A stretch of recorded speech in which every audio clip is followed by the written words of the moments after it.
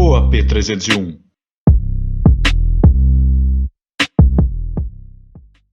E aí, galera, sejam muito bem-vindos ao podcast OAP301. Meu nome é Carlos Augusto. Eu sou Edu Mota e hoje nós temos uma convidada que é especialista no assunto que é muito importante, necessário, essencial, que é autismo. Jéssica Assis, psicóloga, muito seja obrigada bem-vinda. Vamos ao nosso brinde. Saúde.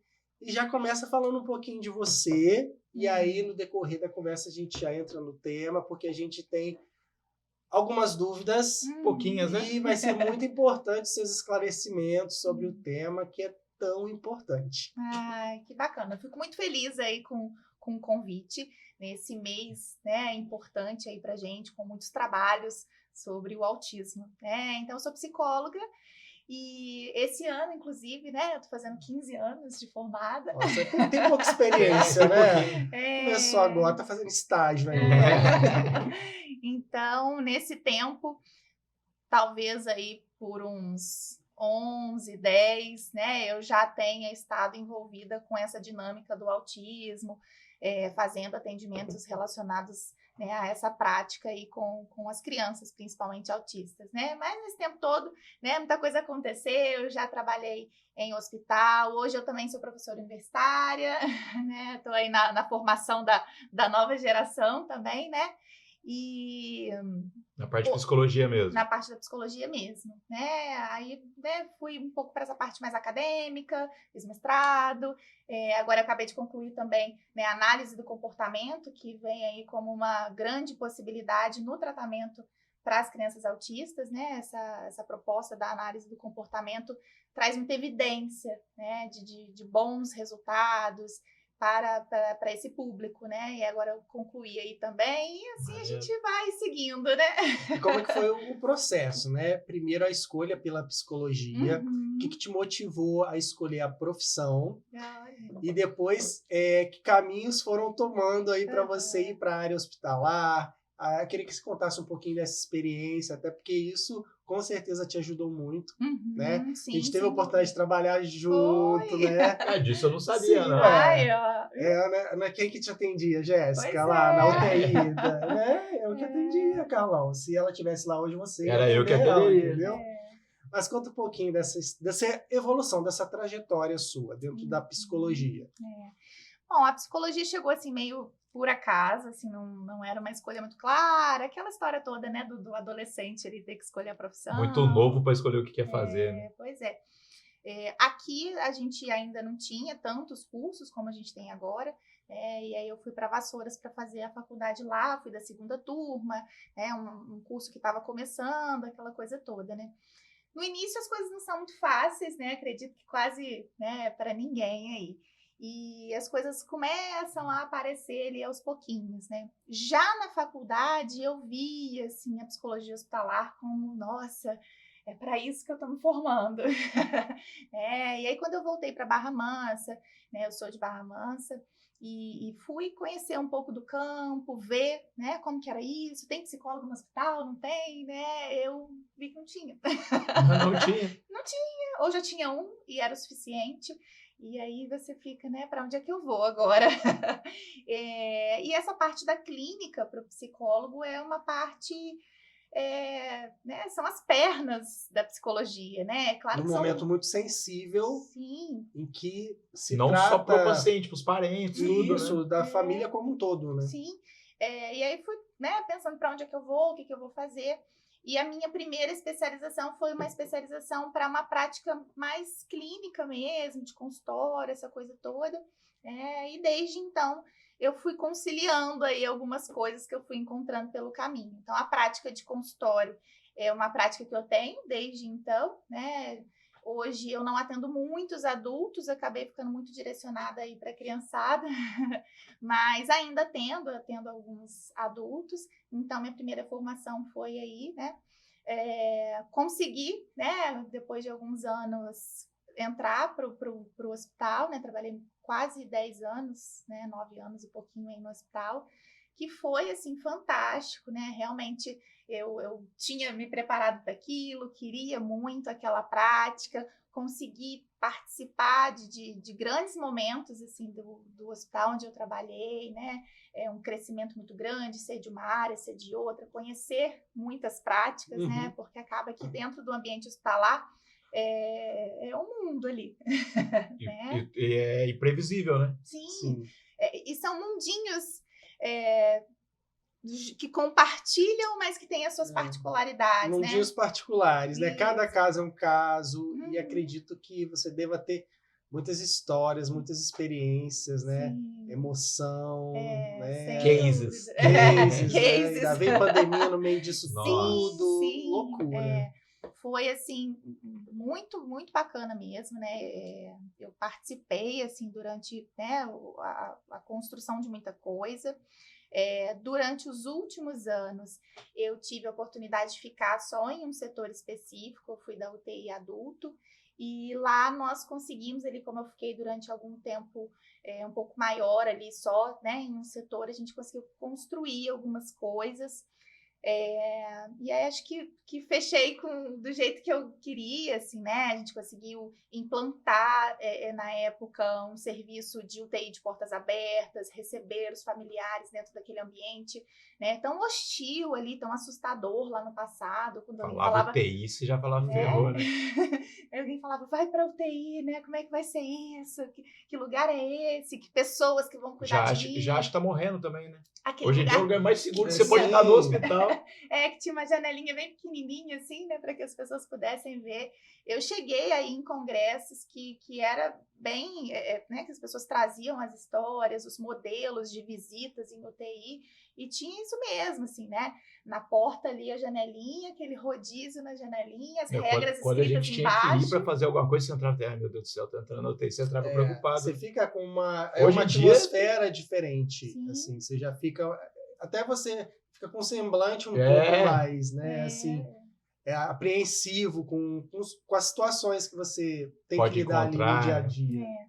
Nesse período a equipe cresceu muito, né? Quando eu entrei era uma psicóloga só, né? Então a equipe cresceu, o hospital cresceu e foi, sim, tudo bem legal.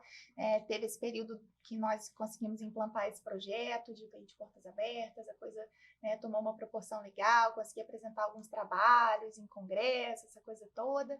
Mas aí veio a pandemia. Mexeu com a vida de todo mundo. Mexeu com a vida de todo mundo. Eu ainda fiquei, né, nesse período de pandemia também na UTI adulto, e aí foi... ontem mesmo eu estava falando com umas alunas que o trabalho dentro da psicologia hospitalar é muito fantástico, assim, é uma área que eu tenho um carinho muito grande da psicologia, porque o ganho que a gente recebe ali todos os dias como um ser humano, né, não tem, né, assim, preço. Você sai daquela jornada, vamos dizer, de uma outra pessoa. Então, eu já via isso muito todo dia na minha Você sai, prática. às vezes, dependendo do dia, até meio carregada também, né? E assim, o quanto aquilo trazia boas reflexões para mim também, me fazia uma pessoa melhor, né? Vivendo aquilo tudo, vendo aquelas experiências todas. E na pandemia não foi diferente, né? Eu compartilhava com um amigo ali os plantões, aquela coisa toda, e nós ficamos presos ali na UTI algum tempo, né? Foi praticamente um ano ali, né, nós dois revezando, trocando as experiências, acompanhando diretamente os pacientes, pensando no que fazer, né, que psicologia fazer no meio da pandemia. Como tratar, assim, né? assim como o tratamento, também essa área precisou também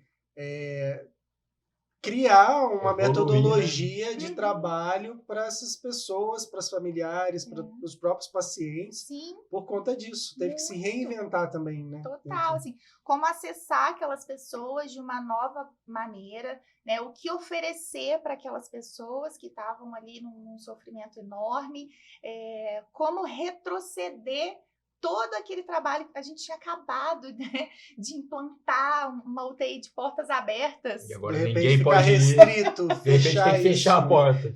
A porta fechou, assim, lacrou. Até os próprios funcionários mesmo, a gente ficava meio que isolada, a nossa comida vinha separada, aquela coisa toda, né? Então, como refazer aquilo tudo, né? E aí a coisa foi, né? E logo depois coincidiu aí com uma fase, né, da minha vida em que eu já tinha concluído grandes coisas aí dentro do hospital. E o trabalho paralelo, né, o trabalho de clínica que eu fazia, os atendimentos que eu fazia, já estavam também num volume que conciliar as duas coisas estava ficando muito difícil. Mas teve que fazer uma Tem que escolha. escolher. Pois é, logo depois da Difícil, pandemia, hein, né? fazer essa escolha. Todo mundo, será Depois que de volta? passar Será por que tudo não isso. volta? Como é que vai ser?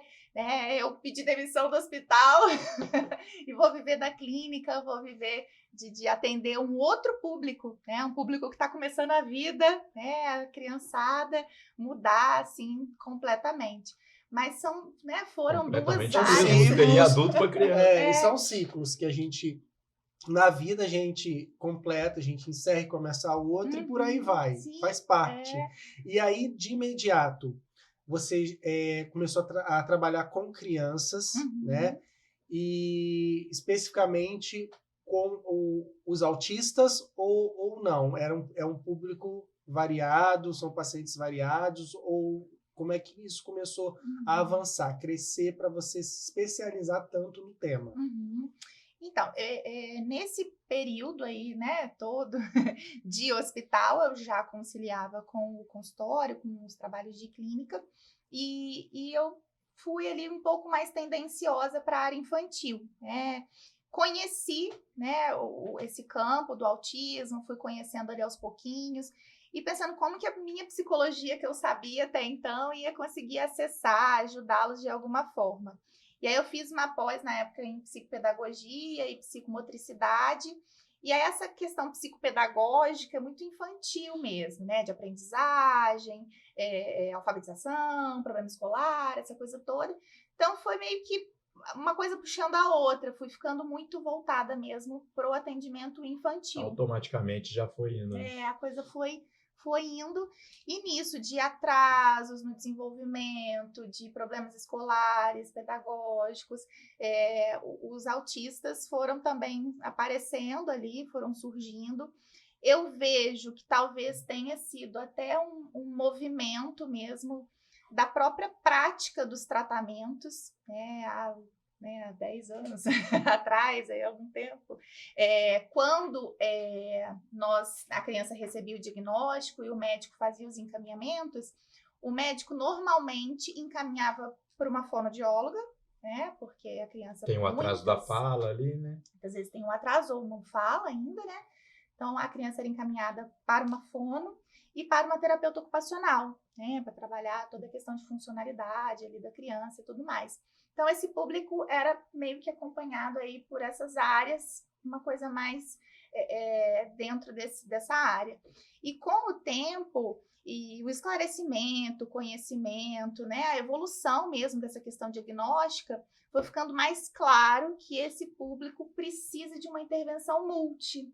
Né? Não então, só essas duas especialidades. Né? Isso. Nisso que precisa de uma intervenção multi, eles começaram a chegar também para mim. Assim, eu fui caminhando em direção a eles, acho que eles vieram também, né, caminhando aí na minha direção. E aí comecei, né, a receber mais, né, pedidos, as pessoas procurarem mais. Não, realmente ele precisa. A psicologia também pode ajudar. Será que, né, ajuda no tratamento, ajuda com a parte psicopedagógica, no diagnóstico? Parece que tudo foi ficando mais claro para todos, né? A coisa está evoluindo muito. Acho que a gente ainda tem muito o que aprender sobre o autismo, né? Muita coisa vem sendo descoberta, mas os mistérios são ainda muito maiores. Então, eu percebo que talvez tenha sido um caminho de mão dupla, né? Eu fui, né? E eles foram vindo. E até é importante, assim, como você estava falando mesmo, esclarecimento, aprender, eu queria que você falasse um pouquinho sobre o autismo em si, né? Até para as pessoas que querem conhecer um pouco mais o que é o autismo. Eu posso fazer um adendo, plus, faz um plus, claro, vai. Vamos lá. Seus conhecimentos. Porque, por exemplo, a síndrome de Down são cromossomos a mais, se eu não me engano. O autismo tem algo disso que a criança já nasce com isso, né? Não Sim. é? Hoje, foram identificados alguns genes que estão presentes ali naquele público. Mas não há ainda uma explicação. Tem 2 desse, 3 daquele, um desse, aquele Igual mais a síndrome de Down já está bem esse veio mapeado, do né? pai, esse veio da mãe. Existe essa investigação, né? Alguns já estão ditos ali, né? Esse gene, esse, aquele outro, estão presentes nesse público, mas como que esse processo se dá, o qual especificamente, nesse ou naquele, porque essa criança está no espectro autista, essa também, e são tão diferentes uma da outra, ainda são perguntas E o aí. espectro é enorme, né? Exatamente. Então, hoje, existe, né, a identificação desses genes, mas existe a conclusão, né, o fato de que é genético, mas as dúvidas ainda são muitas com relação a essa explicação mesmo, de onde veio, por que veio, aonde é que está, qual é o gene específico, qual a combinação disso com o quê, né, que fez com que esse espectro, né, se consolidasse ali. Mas algumas coisas já são apontadas e essa questão mesmo de ser genético já ficou bem clara e definida mesmo, né? E para mim, o autismo, esse termo, para mim, vamos dizer, é relativamente novo. Uhum. Eu não lembro, eu criança, de ter escutado isso de alguma maneira.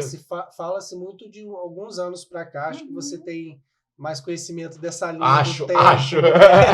Eu acho, né? Não, eu tenho certeza que você tem, né?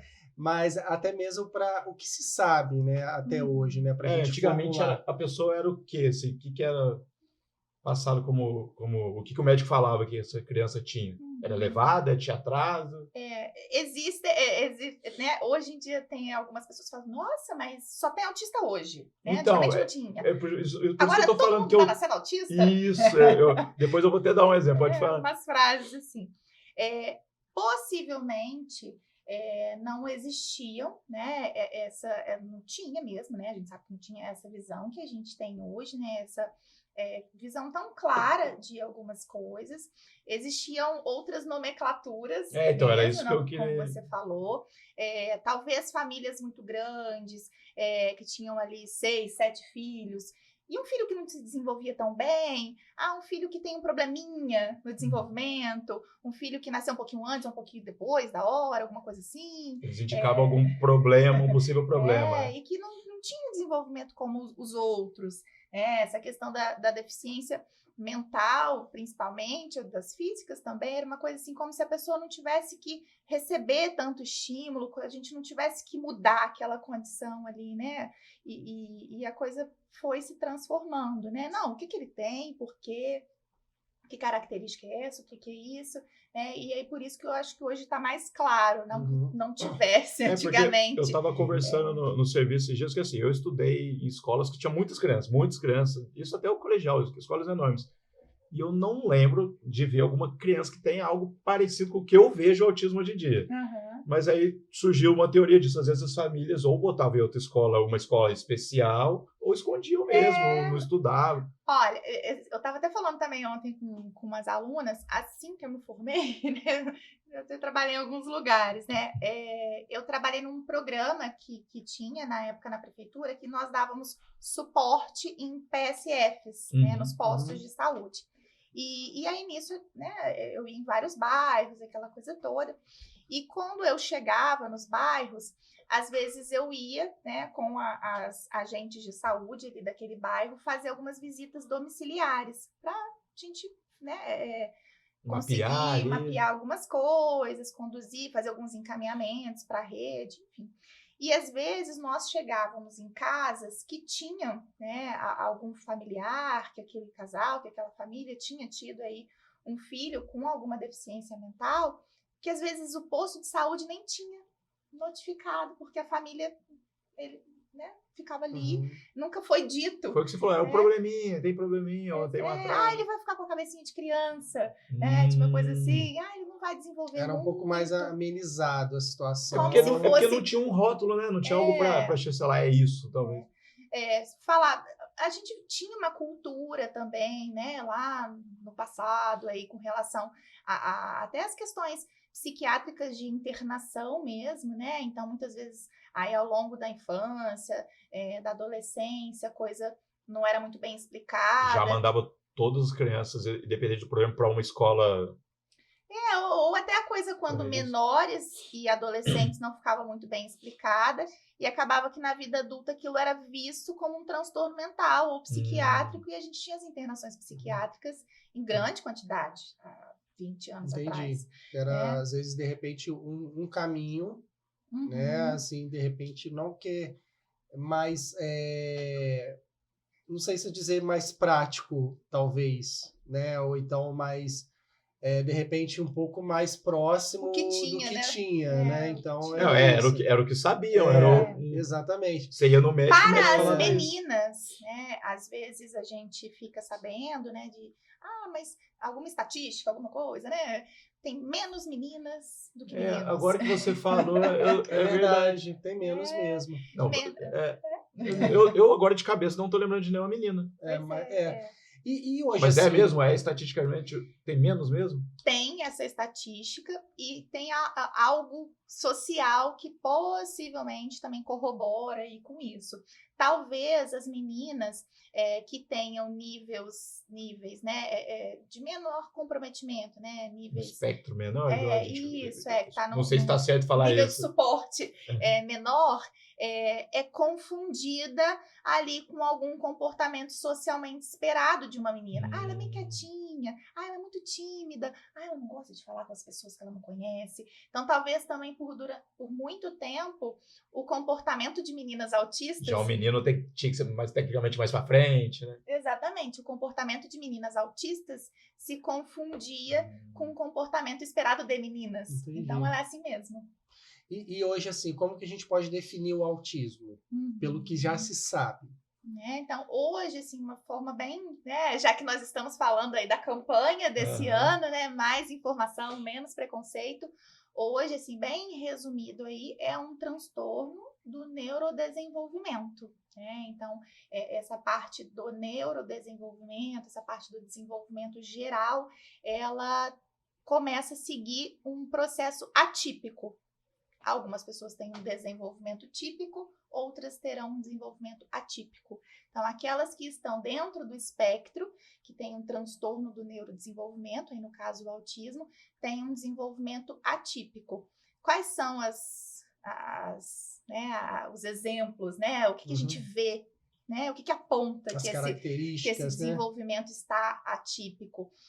A alteração de fala, né? Muitas vezes é a primeira alteração ali que é percebida, e as alterações sociais, que já podem ser vistas em crianças muito pequenas. Um bebê tem relação social, né? Um bebê olha nos olhos, um bebê faz carinha quando você pede, um bebê faz mãozinha quando quer alguma coisa, aponta coisas.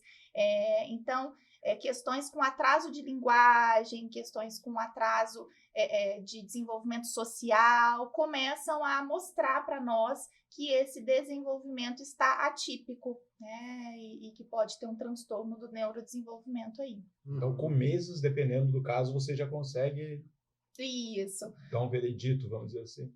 Acho que assim, não sei, acho que nem tanto, né? Porque eu vejo, aparece muito rios nessas coisas, aí você vê realmente umas crianças, igual eu estava conversando com o irmão da Josi, ela falou que o Gustavo passava horas girando a rodinha do carro. Horas. E já desde muito pequeno. Hoje, assim, a gente tanto estuda, vamos dizer assim, o transtorno, o espectro, né? A gente busca entender e o que compõe esse espectro, como a gente também já sabe o que compõe um bebê de 1 mês, um bebê de 2, um bebê de 3, uma criança diferenciar. de 1 ano. Então, a gente já consegue cobrar alguns comportamentos desse bebê ou dessa criança, e isso pode ficar mais claro mais cedo. Então, muita informação mesmo. E quanto antes, melhor, né? Os acessos, vídeo de internet, essa coisa toda. Então, hoje, né, se fala muito de intervenções precoces, de uma percepção precoce mesmo, né? Então, com meses, é possível que aquelas pessoas bem próximas, no caso aí quase, né, 100% dos casos, a própria mãe identifique ali alguns senões naquele desenvolvimento, né? Então, tem alguns casos que a coisa vai surgindo mesmo bem cedo ali, logo, né, nos primeiros meses, e só vai se confirmando, né, só vai clareando ali. Mas a gente também tem outros casos, né, tem como se fossem dois grandes grupos, né, de pessoas do espectro que conseguem manter um nível ali ideal de desenvolvimento até por volta de 2 anos, 2 anos e meio, mais ou menos. E aí é quando tem essa ruptura, né, essa parada, esse retrocesso no desenvolvimento, e aí que as pessoas também mais próximas se assustam e Que do questionam. nada, parece que a criança mudou, eu acho que aconteceu alguma coisa, Sim. sofreu alguma sim. coisa, né? Total. Muitas vezes a família até consegue fazer alguma associação, que sempre aconteceu alguma coisa. Levou um tombo. Trauma, alguma Levou coisa um que tombo. fica ali. Se a gente for falar assim, A avó morreu. na minha vida esse mês aconteceu alguma coisa? É. Claro que aconteceu. Claro que É. aconteceu, né? Então, Ela viu um acidente de carro na TV. Exatamente. Qualquer coisa. Então, né, do mês do aniversário de 2 aninhos, ela batia a palminha e não batia mais. Ela não olhava mais para as fotos. Então naquele mês aconteceu tal coisa. Então rola uma associação, muitas vezes. Buscando Automático, justificativas para, de repente, exemplificar o que pode ter acontecido, né? O porquê da mudança, Sim. né? E existem níveis, porque a gente, né, eu tive, né, a oportunidade de estudar com uma colega na faculdade que ela tinha síndrome de Aspen, que é um nível um pouco que parece que isso mais agora tá no autismo brando. também, né? Isso. Como é que a gente classifica, né, os níveis? Se é que assim a gente pode ser. Eu não sei se é real, mas eu vi uma história que o cara que descobriu já é pós-formado em medicina. Ele descobriu que ele era autista. Sim, sim. Existem atualizações sempre, né, com relação a essa questão diagnóstica. E na última atualização que teve com relação a essas resoluções diagnósticas, a nomenclatura passou para espectro, né? Então, eu estou no espectro autista, eu sou do espectro autista, então está dentro desse espectro. E o Asperger hoje, né, não se fala mais. Não se fala mais. Está dentro ali do espectro. E como é que eu falo sobre essas diferenças? Eu falo hoje em nível 1 de suporte, nível 2 de suporte e nível 3 de suporte. Dando um exemplo. Para a vida diária, preciso de muito suporte, médio suporte ou um suporte eventual ou pequeno, né? Mas preciso de suporte, tá? Há um tempo atrás era dito leve, médio, né, e severo. E esses nomes acabavam trazendo outras conotações, né? Eu imagino para família escutar isso. Poxa, né? Como assim, né? Tá no último nível, aquela coisa toda. O médio, aquela coisa, não, ele é médio, né? Te dá uma esperança. Não, ele é autista, mas é Asperger, né? Aquela coisa assim. E esse nome, nível de suporte, acabou dizendo melhor o que é mesmo, né? Então, estou num nível de suporte maior, então preciso de suporte com relação à fala, com relação a meu próprio autocuidado, com relação a todas as habilidades sociais, preciso de muito nível de suporte. Preciso de um nível de suporte menor, moderado, e preciso de um nível de suporte mais eventual. E isso também deixa claro que é necessário um nível de suporte, porque os autistas ditos leves, às vezes diziam sofrer mais até do que os outros. Então, é como se fosse leve. Não, nossa, quem dera, autismo leve. Precisa nem fazer tratamento. Quem dera. Então, existia um sentimento de minimizar as dificuldades daquele público, como se ele não tivesse. Sim, o tratamento é indicado para todos os níveis, esses exemplos aí que você trouxe. Isso. Entendi. O que vai variar, talvez seja níveis de suporte menor em algum momento da vida, talvez precisem mais desse atendimento ou daquele, mas de modo geral, as intervenções são multidisciplinares, né? Psicólogo, psicopedagogo, fono, TO, um médico especialista, né? Um psiquiatra infantil, um psiquiatra adulto, dependendo da idade, neurologista. Então, é uma equipe aí multi para dar esse suporte. E o que vai ter aí com relação a uma variação vai ser a carga horária dessa intervenção. Então, eu preciso de X horas de tratamento, vamos dizer assim. De uma especialidade, né? E, de repente, outra um pouco mais, né? Vamos dizer assim, um pouco mais branda, assim, a questão da atuação de determinado profissional. Isso. E com relação tem uma severidade, um nível de suporte médio, talvez, né, menos horas de tratamento, de intervenção desses profissionais seja, né, o que eu preciso. E esse assim, tratamento é todo para a criança se socializar melhor? Para que especificamente para isso? Desenvolver também, viver né? em sociedade, desenvolver uma fala, alguma coisa. Acaba, a gente, né, junta aí, vamos dizer, todos esses saberes. Então, a fono tem, né, as especificidades, a TO e assim vai. Hoje, né, como eu falei lá no comecinho, a análise do comportamento, a psicologia tem uma proposta mais focada no desenvolvimento, né? Então, não é um transtorno do neurodesenvolvimento, vamos desenvolver habilidades, né? Então, essa coisa comportamental ganhou muita força, né? Então, fizeram aí um estudo, né, há algum tempo, onde pessoas do espectro receberam intervenções comportamentais e tiveram muito resultado. Então, intervenção comportamental ficou cientificamente comprovada como algo que beneficia, de fato, o autista, né?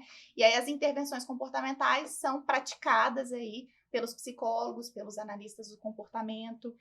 Nós temos, né, uma ciência, que é a ciência ABA, mas aí daria um curso, um outro podcast. Vamos, a gente explora e mais a ABA esse foi assunto. bem elogiada pela Josi. Ela falou que ajudou o Gustavo pra caramba. Sim, tem muita evidência.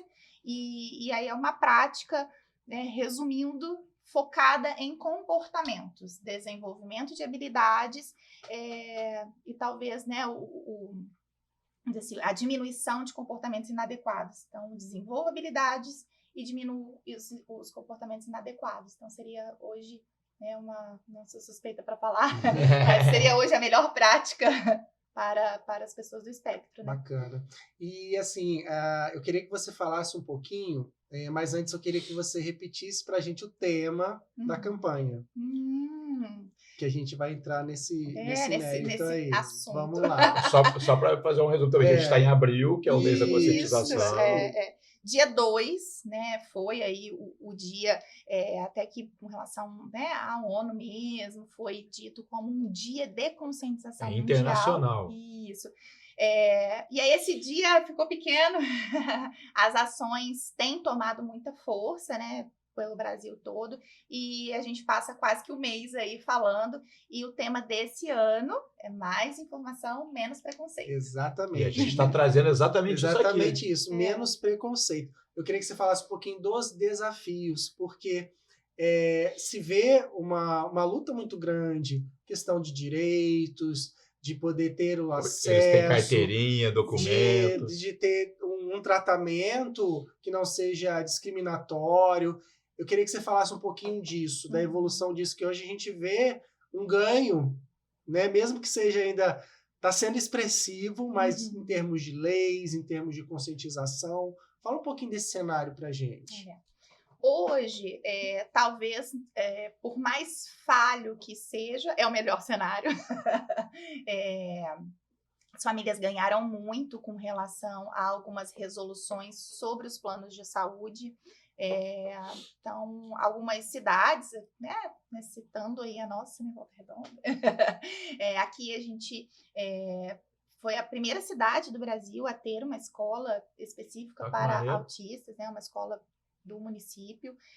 Hoje são 2 escolas para os meninos menores, uma para os meninos maiores.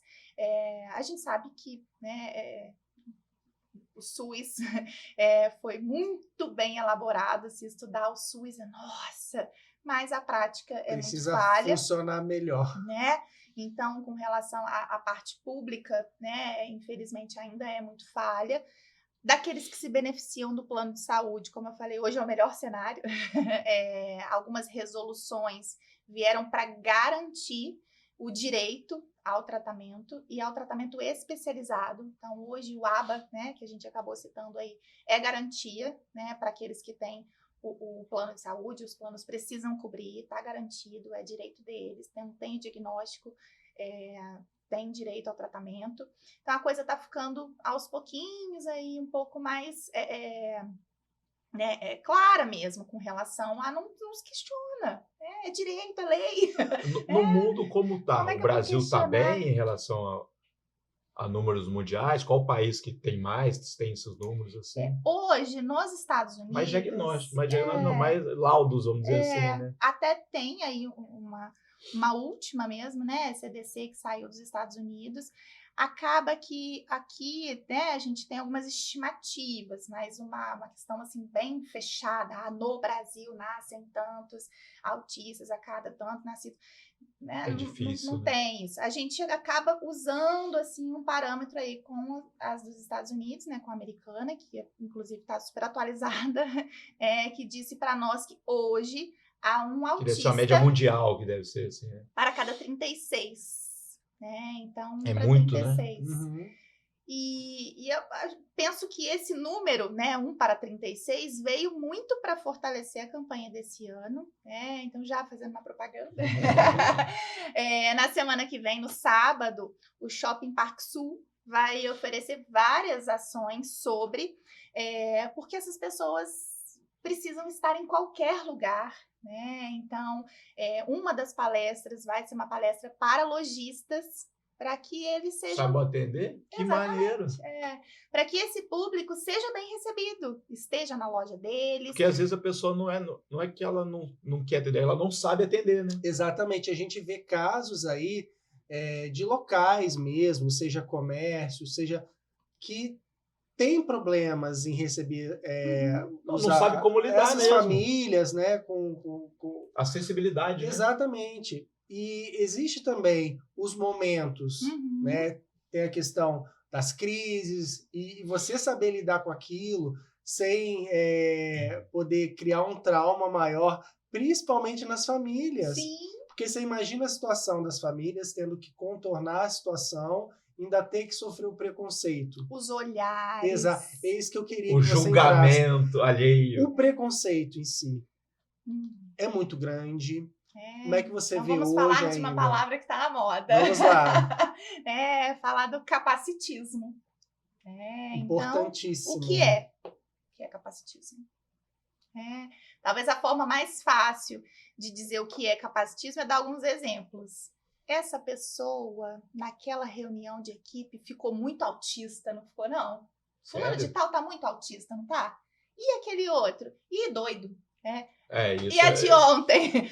Pessoas com problemas mentais têm problema de parafuso. Parafusinhamento. Parafusinho solto. Então, dessa forma mesmo que acontece.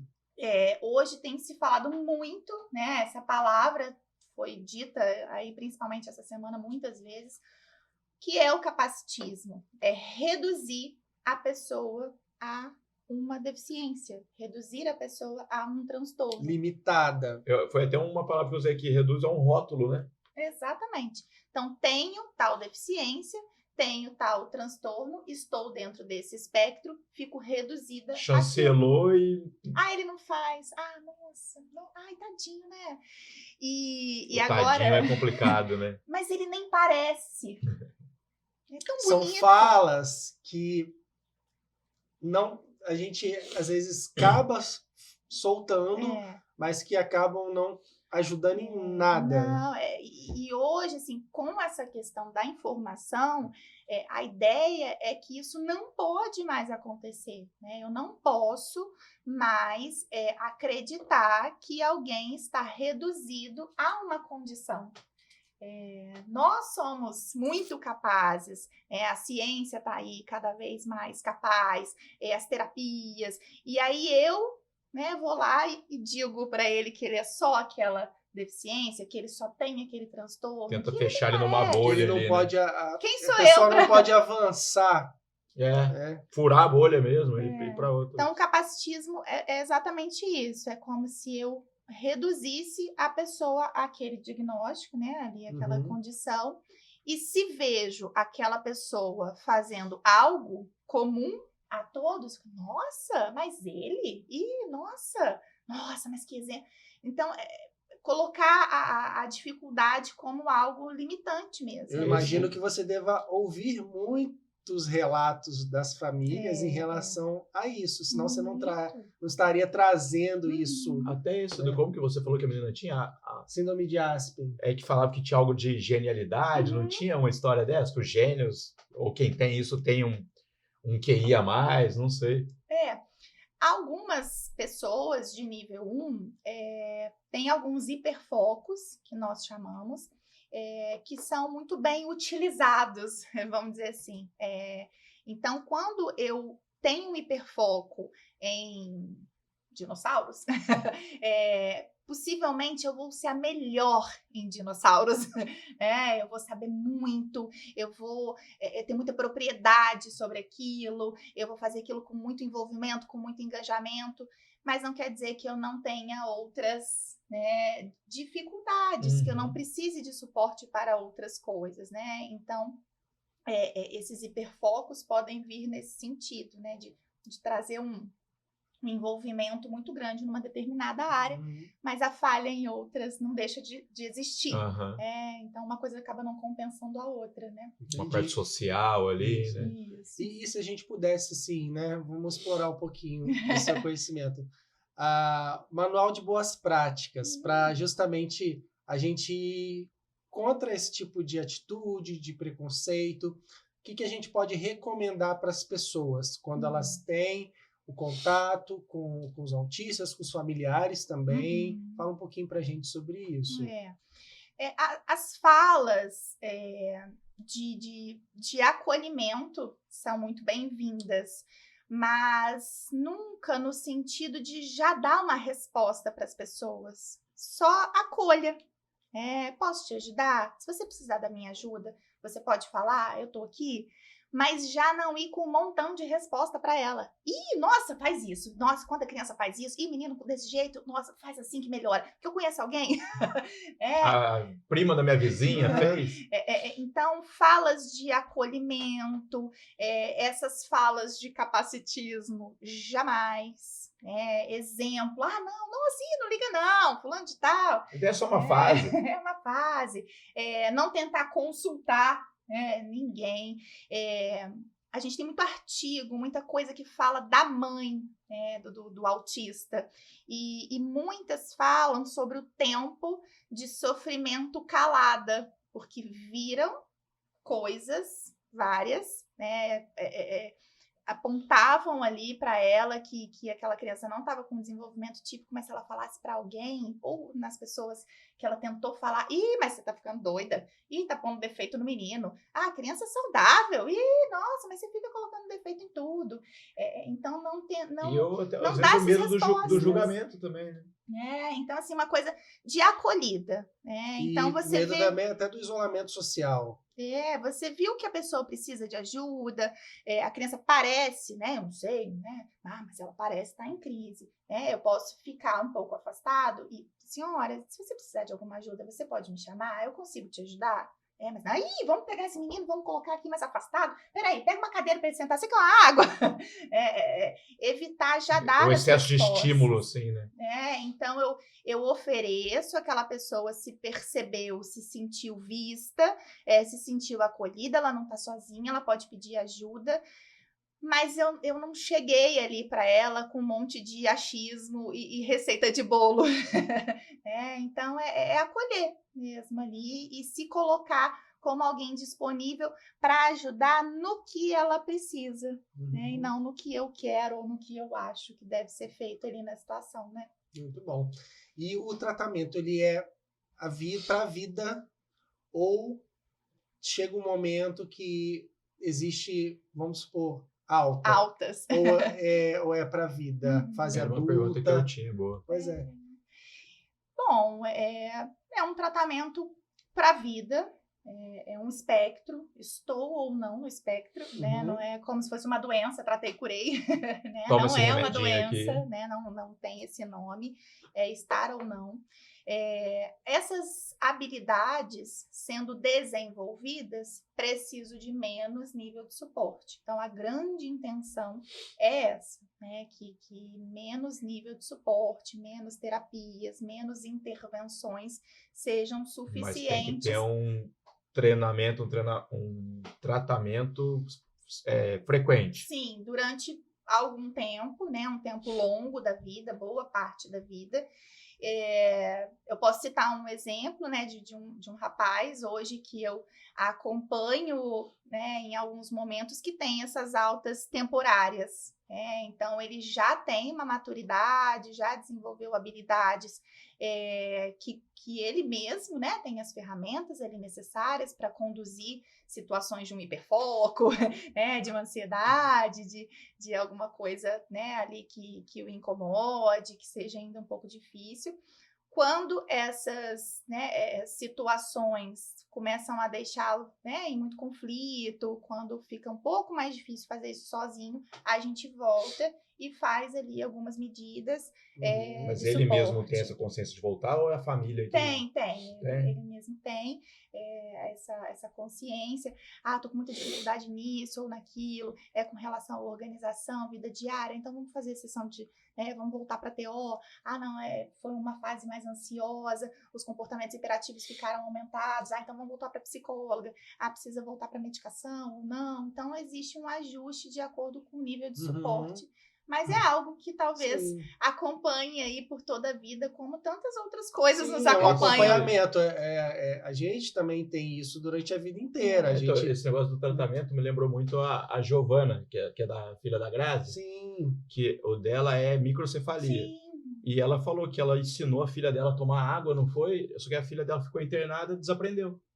Ela falou, tive todo um trabalho. Precisa estar tendo aquele acompanhamento contínuo. E ela falou que para ela voltar a aprender isso é dificílimo.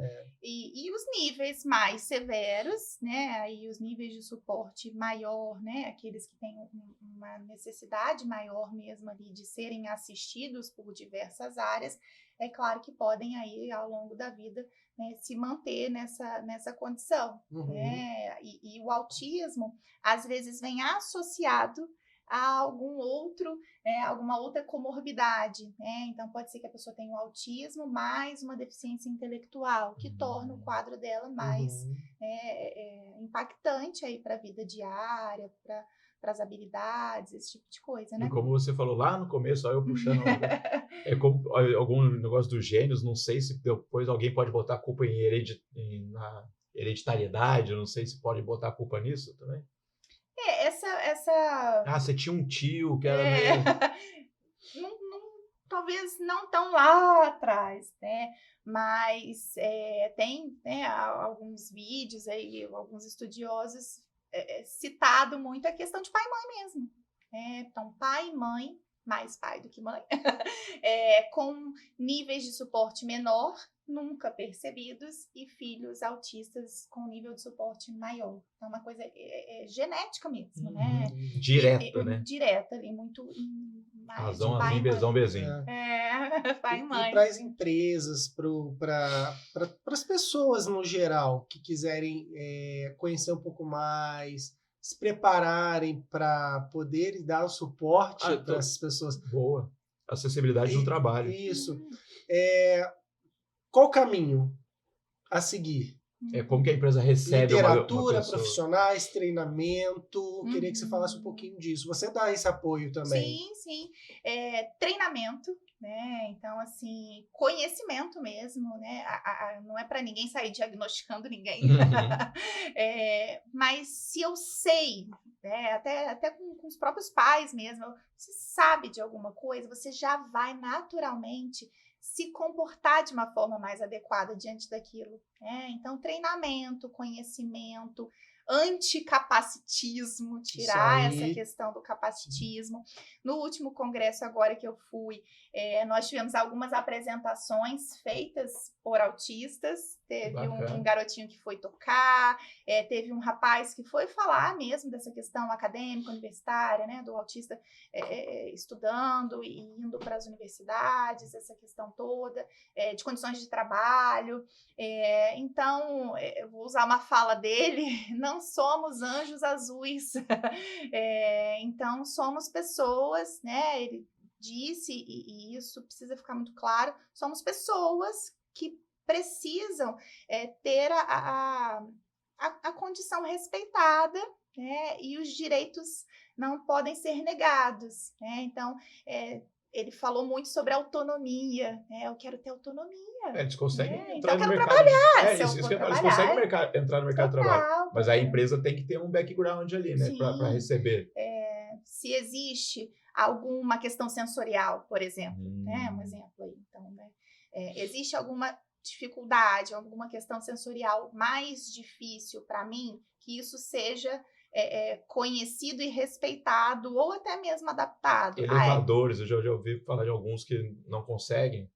Então, questão de elevador, a própria rodinha né, do carrinho que se gira lá quando criança, se por acaso, né, existe alguma outra coisa circular ou que gira, tipo um ventilador, e que tira meu foco e que tira minha atenção, ser substituído por alguma outra coisa, e numa reunião, né, e que tenha um ventilador localizado num determinado lugar, um exemplo, e que eu peça para trocar de lugar com você, porque se eu ficar ali o meu hiperfoco, e eu não vou participar da reunião, que isso seja acolhido e muito bem recebido, né? Que eu me sinta à vontade de dizer... E empatia também, né? Total. Troca de lugar comigo, bobeira, sai fora. Reclama não, tem no vento em você aí. Então você tá aqui para ver Esse lugar se ele é autista meu. mesmo. Né? Então, essa empatia, o anticapacitismo, informação... E eu queria que você falasse também dos símbolos, do simbolismo, né? Hoje a gente tem curiosidades mesmo, né? Tem o quebra-cabeça, as cores, eu queria que você falasse um pouquinho disso também. Então, os símbolos estão aí presentes em alguns estabelecimentos, vagas de estacionamento. Então, a gente tem o símbolo do autismo, mais especificamente. Carlão vai pôr aqui, tá, Carlão? Chegou o momento de dar trabalho, tá, Carlão? Até para as pessoas conhecerem, ter acesso. Do autismo e mais especificamente. Até o evento que vai ter no Parque Sul, se tiver algum cartaz também, a gente pode colocar na parte que ela coloca para ajudar a divulgar. Vai ser esse sábado, hein, galera? Então, o símbolo da neurodiversidade, que acaba englobando mais alguns, né, transtornos, que é um infinitinho, né, coloridinho. Existem alguns cordões que podem ser usados e que indicados, falou das carteirinhas, né? Então, tem uns cordõezinhos, né? Um cordãozinho com o símbolo do autismo e um cordãozinho, né? Acha na internet aí pra você colocar também. Qualquer coisa manda pro Edu, que depois ele já me encaminha. Isso, com uns girassóis, né? Que representam aí a neurodiversidade e o autismo. Para que isso fique ali, né, dito, sem essa exposição negativa. Né? Então, preciso passar na minha vez, da fila da prioridade, e alguém dizer, nossa, mas por que uma prioridade com um garoto tão grande desse? É para bebê de colo. Para que aquilo fique dito, né, de uma forma ali para as pessoas e que esse tipo de comportamento seja evitado. Então, esses cordõezinhos são utilizados, às vezes, pelas crianças, né, as mães costumam colocar em algumas situações, e filas de prioridade, vagas de estacionamento. Algumas já tem, né, o laço aí, com quebra-cabeça. Usando aí os símbolos para a coisa ficar bem ilustrada mesmo e clara para todo mundo. Isso que você falou foi bem interessante da parte do autista que fez a apresentação, que às vezes a gente tende a botar no pedestal, né? Cuidado, não toque. Legal ouvir uma fala dele. Às vezes, e nem por mal a gente chamar de anjos azuis e tal, mas tem uma fala dele falar isso, né? Nessa hora todo mundo fala, nossa, que a gente você não faz por mal, você você quer proteger a pessoa, né? Sim, né? E ele falar muito disso, trazer esse desejo, né? Pelo respeito da autonomia, Sim. da individualidade, né? Alguém que pode trabalhar, Eu alguém tenho que minhas pode se vontades. casar, alguém que pode namorar. Então, esse respeito mesmo ali pelas possibilidades do outro e não a redução à incapacidade. Muito bom. Verdade. Qual a maior recompensa Ah. desse seu trabalho aí? O que te faz, caramba, Vale a pena. vale a pena continuar? É contribuir mesmo, né, assim, para a vida, né, você fazer parte da vida de alguém, você ser convidado, né, para fazer parte da vida de alguém e ver, né, as evoluções. Hoje eu estudo mais o ABA, eu estudo mais a análise do comportamento, porque me promete, né? Eu também acredito nisso. Eu preciso entregar para a família, entregar para o meu cliente uma coisa que eu acredito também, Sim. né? E acreditar que eu posso mudar a vida do outro, trazer um benefício, ver alguém que não dava tchau, ver alguém mandando beijo, é muito importante. Cada passo, né? Ali, ver alguém né, colocando em prática alguma coisa que você pensou em treinar, que você pensou que seria bom para ele e ele praticar e levar, né, um pedacinho seu aí embora. Ai, maravilhoso. Recompensa, né? Recompensa, né? Não tem preço, né? Sim. E o que vem por aí, né? Além do evento, queria que você falasse um pouquinho dos projetos, que você tem projetos paralelos aí também. Você dá aula, acredito que também dentro do seu conteúdo você traz muito isso também. Eu queria que você falasse um pouquinho o que vem por aí. Para agora, né? Aí na próxima semana nós vamos ter ainda essa ação. E agora, no primeiro, encerrando aí esse primeiro semestre, eu dou aula na UGB, né, lá no curso de psicologia, e nós vamos trazer um curso introdutório, né, sobre a ABA, né, essa ciência e da análise do comportamento. O que significa ABA? Porque eu só conheço a banda. É uma análise do comportamento aplicada.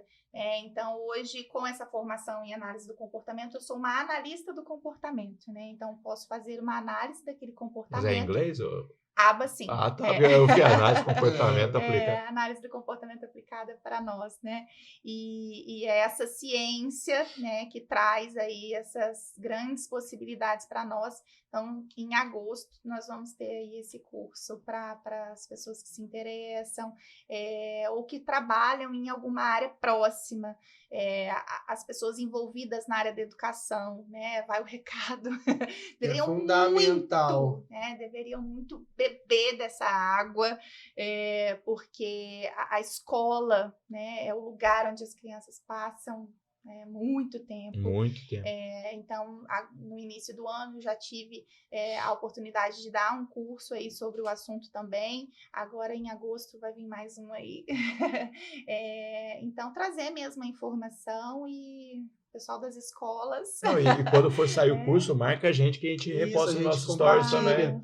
E quem quiser também acompanhar o Instagram tá na descrição. Está aqui, lá também tem muita informação também, né? Acredito que você é disponível para quem quiser, né? Mandar lá o direct, tirar dúvidas, porque deve ter muitas. Acredito que muitas pessoas também vão procurar seu apoio depois. Durante o episódio, quem está assistindo deve estar com a cabeça borbulhando de dúvida. Né? A gente... né, é um grãozinho de areia perto de tudo que a gente ainda pode avançar dentro dessa conversa, desse assunto que está sendo descoberto também cada ano. Exatamente. E passa muito rápido, né? Então a gente chegou no momento que o Carlão, né, gosta, que é justamente para introduzir, né, mais um convidado dentro do nosso projeto. Sim. E eu vou dar a deixa para você. Primeiro eu quero agradecer a visita. Muito bom, e como o Edu falou, passa muito rápido, papo bom passa rápido, né? E a gente queria que você indicasse alguém para estar aqui com a gente nesse momento. Então vou continuar no tema, Vai, pode? Lógico. Tá aberto. Existe uma prática aí também que ainda é meio, né, dividida, fazer ou não fazer, que é com relação à comunicação alternativa. Então, eles não falam, não se comunicam, tem problema social. O que quer dizer uma comunicação alternativa? e um profissional que a gente não tem tanto assim, né? Vou indicar uma fono, né? Acho que é uma boa. A gente nunca conversou com uma fono, né? Você é a segunda psicóloga, mas numa área totalmente diferente. Né? Porque foi a Luana Mendes, né? E a Thaís. A Thaísa.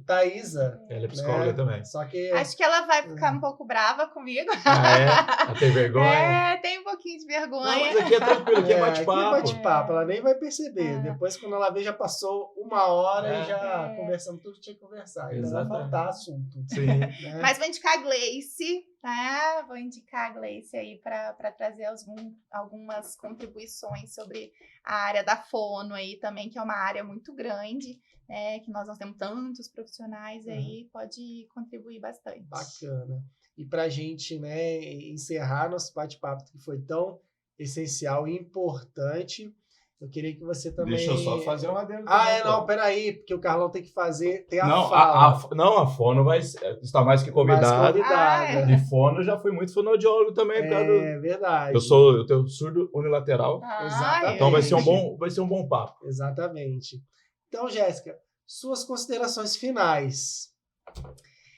Eu fico muito agradecida, né, pelo convite, por estar aqui, por falar de um tema tão gostoso, né? Eu gosto até de falar também da minha trajetória, acho que a gente acabou falando um pouco aí no início, e então gosto, eu sou assim apaixonada realmente pela psicologia.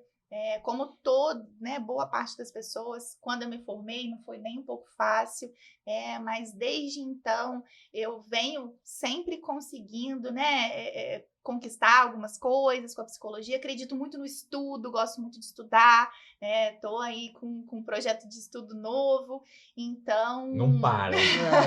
Isso que é bom. Então, eu fico muito feliz, né, de falar sobre o tema, de falar da psicologia, de valorizar mesmo a nossa profissão, né? Eu vejo que a psicologia hoje está num ótimo momento, né? Talvez nunca tenha sido tão valorizada mesmo, né? Hoje, você entra no hospital lá que eu entrei... É muito necessário, né? Quase 15 anos atrás, ou não tinha psicólogo, ou um era o suficiente, e hoje não, hoje as equipes estão aí, os psicólogos são fundamentais, eles estão dentro de todas as equipes, nos cursos universitários mesmo, né? A administração tem aula de psicologia, a medicina tem aula de psicologia, então a profissão está muito valorizada. O pessoal que está estudando, que está começando, vamos fazer jus, fazer bonito. Manter o legado. Eu falo para os meus alunos, precisa estudar, não vamos parar, para a coisa continuar evoluindo, crescendo e a gente fazer bonito mesmo, né? Maravilhoso. E a gente que agradece a sua disponibilidade de estar aqui, né, do tema, agradecer também, né, ao Nicolas que fez essa ponte, porque é um assunto que a gente, se for para pensar, a gente vai falar sobre, né, autismo durante muito tempo, por muito tempo, e a gente precisa trazer esclarecimento para as pessoas, para que justamente elas possam estar preparadas para justamente... E evite o capacitismo. Dar o acolhimento necessário. Isso aí que o Carlão falou, e com certeza todas as pessoas que estiverem assistindo vão ter acesso também ao seu conteúdo, vão ficar mais esclarecidas, e isso vai colaborar para uma sociedade melhor, para que a gente possa justamente trabalhar a empatia como um todo, que é tão essencial, ainda mais nos dias de hoje, né? Então, te desejo sucesso, prosperidade, que você continue fazendo esse trabalho maravilhoso, que eu tenho certeza que está ajudando muitas pessoas, né? Desde pacientes a familiares, tá bom? Obrigada. Parabéns pelo trabalho. E é nesse clima que a gente se despede, né? Até a próxima, e fiquem ligados nas nossas plataformas, né? Sim, Spotify, Deezer, Amazon Music, YouTube, estamos em todos os lugares. Isso aí, gente. Tchau, até a próxima. Valeu, galera.